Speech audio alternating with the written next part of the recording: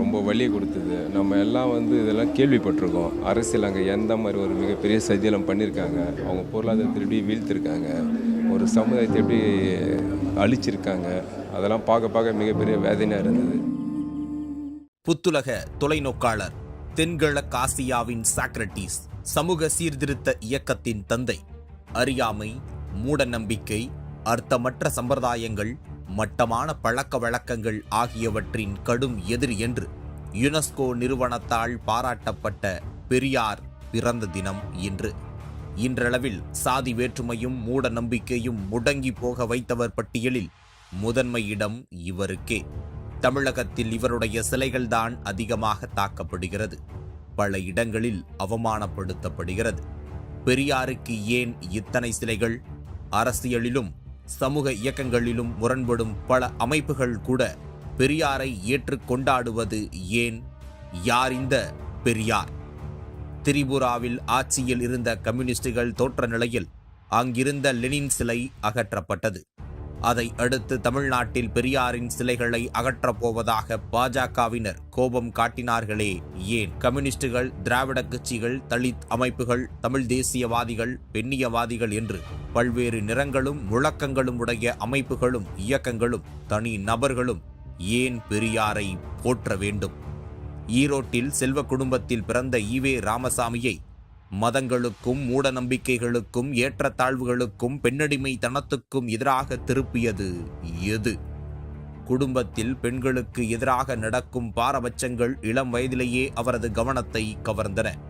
குழந்தை திருமணம் செய்து குழந்தையாக இருக்கும்போதே கணவனை இழந்து கைம்பெண்ணாகவே வாழ நேர்ந்த பல்லாயிரம் பெண்களின் துயரம் அவரை ஆட்கொண்டது. அவ்விதம் குழந்தை பிராயத்திலேயே கணவனை இழந்த தமது சகோதரி மகளுக்கு குடும்பத்தின் எதிர்ப்பையும் மீறி அவர் மறுமணம் செய்வித்தார். நாகம்மையாரை மணந்து கொண்டு தமது தந்தையின் வணிகத்தை கவனித்து வந்த நேரம் குடும்பத்தில் ஏற்பட்ட பிணக்கு காரணமாக அவர் வீட்டை விட்டு வெளியேறி துறவு பூணும் நோக்கத்தோடு காசிக்கு சென்றார்.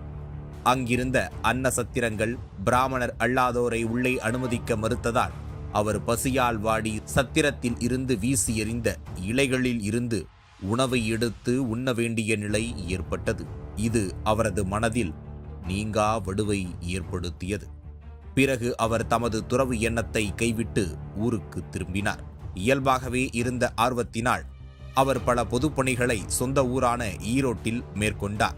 காந்திய கொள்கையால் கவரப்பட்டு அவர் 1919 ஆண்டு காங்கிரஸில் இணைந்தார்.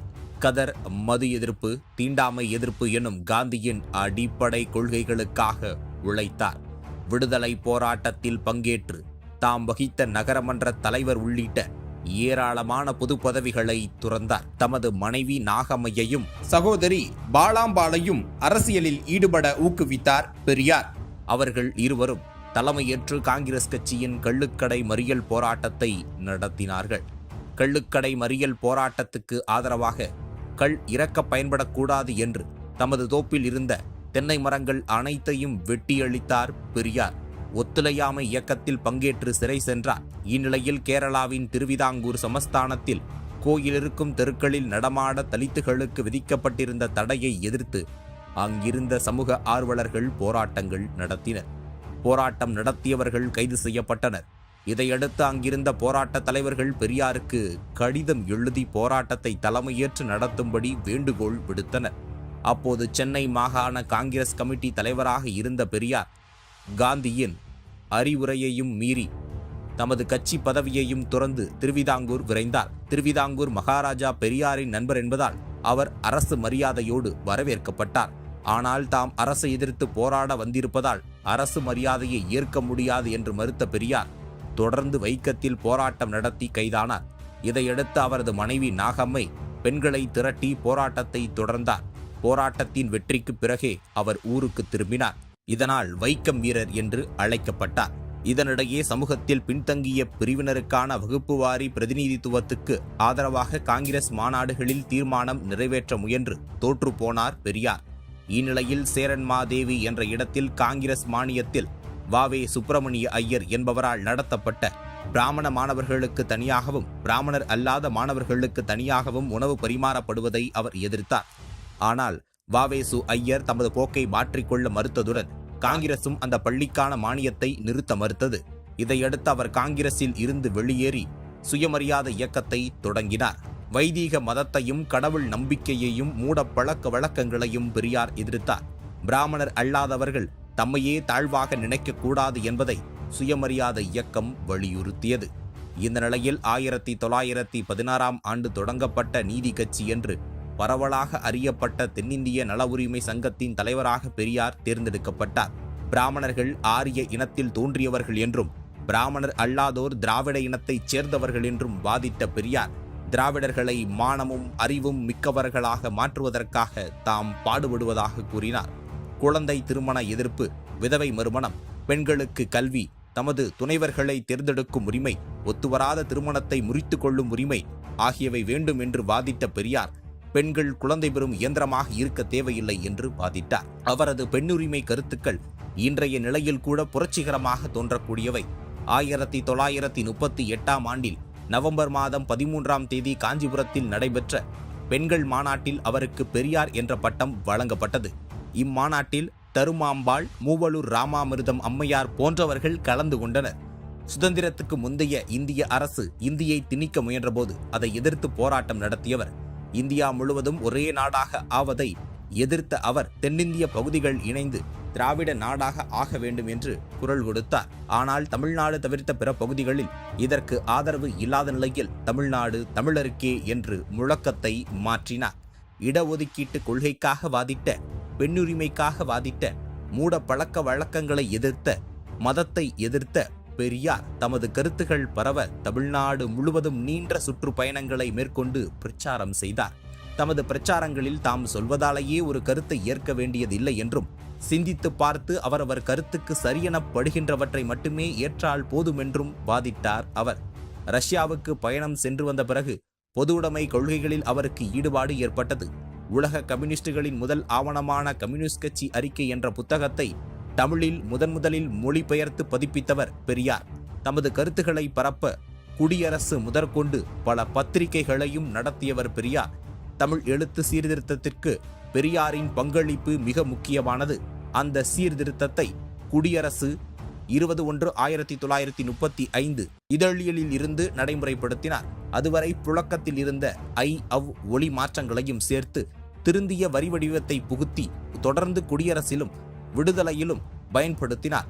ஐ அவ் நா ரா ந நை ழை ழை ழை நோ நோ. தமிழ் எழுத்து சீர்திருத்தத்துக்கு பெரியாரின் பங்களிப்பு மிக முக்கியமானது. அந்த சீர்திருத்தத்தை குடியரசு 20/1/1935 இதழியலில் இருந்து நடைமுறைப்படுத்தினார். அதுவரை புழக்கத்தில் இருந்த ஐ அவ் ஒளி மாற்றங்களையும் சேர்த்து திருந்திய வரி வடிவத்தை புகுத்தி தொடர்ந்து குடியரசிலும் விடுதலையிலும் பயன்படுத்தினார்.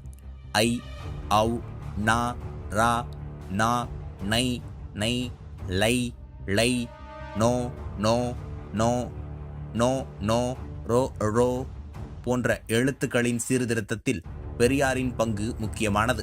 தம்மை விட வயதில் மிகவும் குறைந்தவரான மணியம்மையை அவர் திருமணம் செய்து கொள்ள முடிவெடுத்த போது CN அண்ணாதுரை உள்ளிட்ட பலர் அவருடன் கருத்து வேறுபாடு கொண்டு திராவிடர் கழகத்தில் இருந்து பிரிந்து வந்து 1949 திராவிட முன்னேற்றக் கழகம் என்ற கட்சியை, அந்த கட்சியும் அதிலிருந்து பிரிந்த அதிமுகவும் தமிழ்நாட்டை 50 ஆண்டுகளுக்கும் மேலாக ஆண்டு வருகின்றன.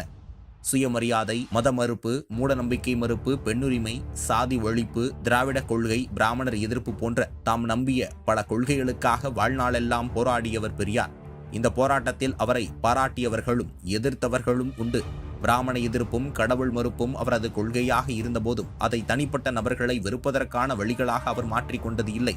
பிராமணராக இருந்த போதிலும் சுதந்திர இந்தியாவின் முதல் கவர்னர் ஜெனரலாக இருந்த ராஜகோபாலாச்சாரியுடன் பெரியார் கடைசி வரை நல்ல நட்பை பேணினார். கடவுள் நம்பிக்கை உடைய குன்றக்குடி அடிகளார் போன்றோர்களுடனும் பெரியாருக்கு நல்ல நட்பு நிலவியது.